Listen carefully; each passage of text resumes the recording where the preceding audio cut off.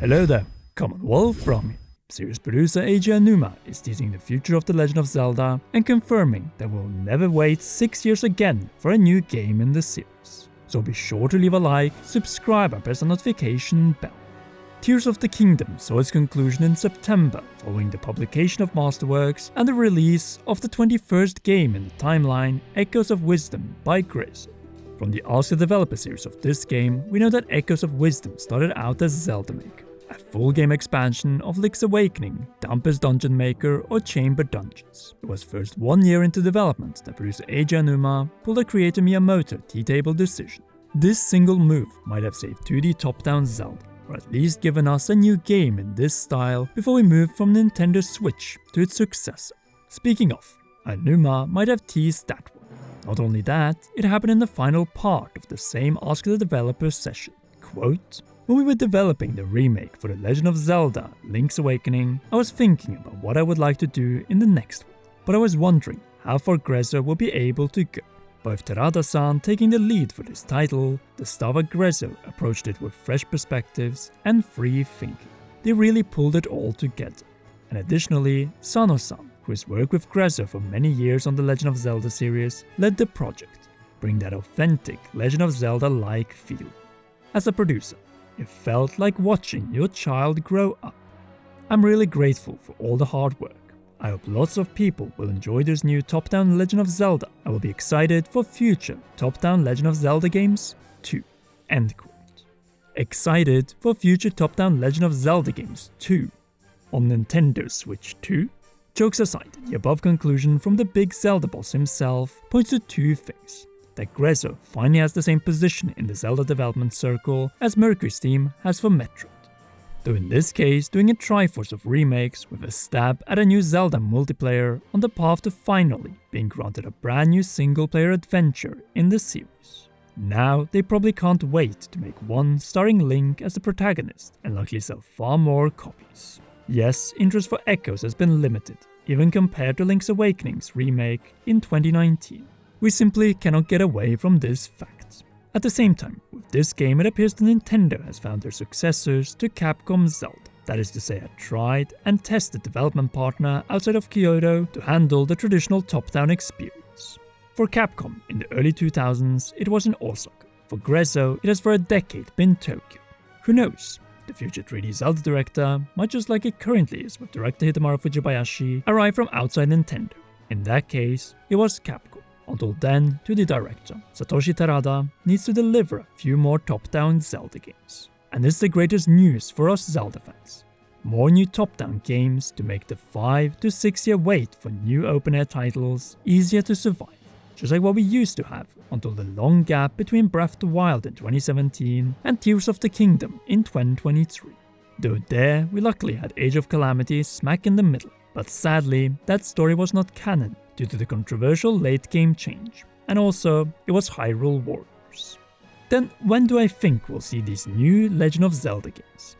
Well, we now know that we have two capable Zelda teams once again, a 3D one in Kyoto and a 2D one in Tokyo, launching their latest games on the Switch in 2023 and 2024. It will likely take around 5 years to develop the next open-air title, as it needs a brand new map and characters plus villain this time. Likely release timing around 2028, though more likely 2029, seeing that the 3D Zelda team likely started work in the end of 2023 or beginning of 2024. In other words, they're only in the starting phase as we enter 2025 and the Switch successor. Plus we all know that 3D Zelda games end up delayed by around a year. Hence we need a new top-down Zelda game, most likely in the 2026 to 2027 range. Personally, I believe that 2026, or 2 years after Echoes of Wisdom, is too soon, and right here it is more fitting with an older remake. We have heard rumors of an Ocarina of Time 4K remake for quite a while, and if this is what Eiji Aonuma has in mind for Zelda's 40th anniversary, then bring it on. Followed by a new top-down Zelda in 2027, which will give Grezzo around 3 years, which should be enough. How? As top-down Zelda games need around half the development time of open-air titles. Grezzo delivered a Link's Awakening remake on time in 2019, went through the pandemic, had to reset from proper Zelda Maker to bring some of the ideas to Echoes of Wisdom after 1 year of development and still delivered a game on time in September 2024. And this is the thing, Grezzo, when co-developing Zelda with Nintendo, releases their games on time. They have never had a single Zelda delay. Hence why I'm confident that they can deliver a brand new top-down Zelda 3 years from now in autumn 2027. Besides, I think Satoshi Terada and Tomomi Sano are eager to get started on a new game where we play as Link for longer than 10 minutes. The opening of Echoes was just too epic to not get started on the next game, though the launch timing of the next title also depends on a different factor, the art style. Will Grezzo continue with the one established in Link's Awakening, or will they go for a new, more detailed one? Only time will tell. What matters is that they have the full approval of producer Eiji Aonuma. After all, new future 2D top-down Zelda games from Grezzo in Tokyo mean less pressure to deliver faster releases for the open-air 3D Zelda team in Kyoto, meaning that they can take the time until 2029 as the new top-down fill in 2027 secures them 1 extra year of development instead of being forced to launch in 2028. That is right, the first brand new Zelda in upscaled 4K might be 2D top-down, not 3D open-air.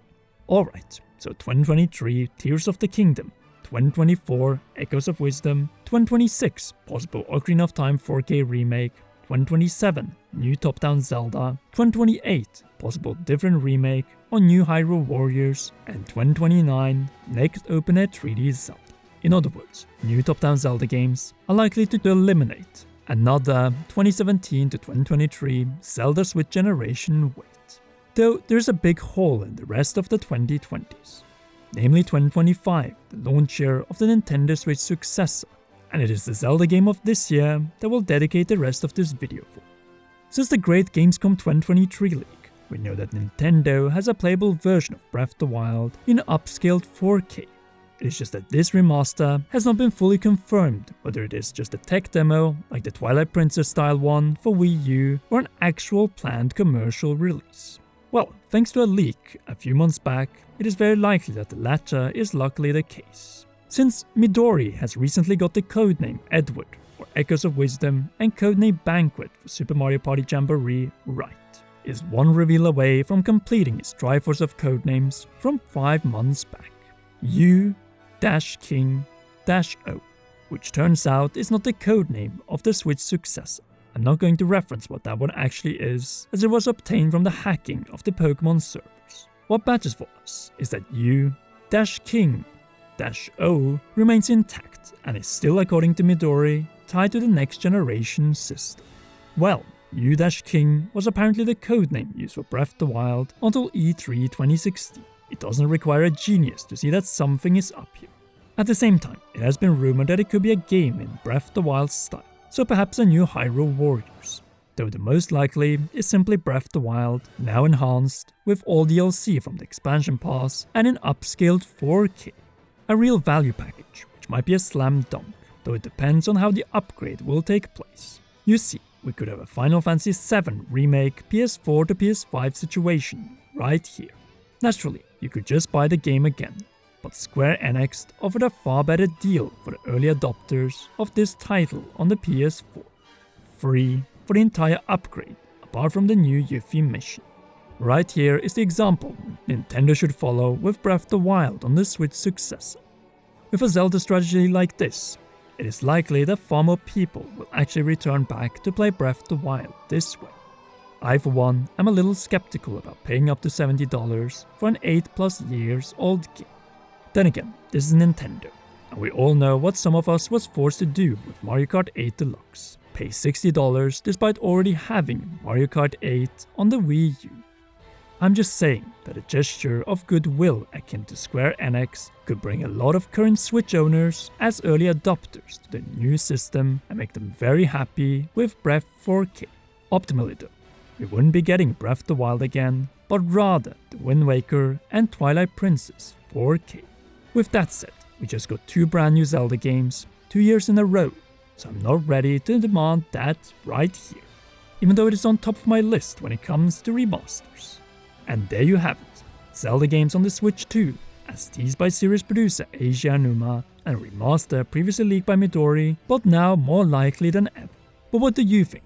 Will we see 2 or more brand new Zelda games by the end of this decade, and can Nintendo turn Breath of the Wild into a top seller on their Switch successor? Sound off in the comment section down below.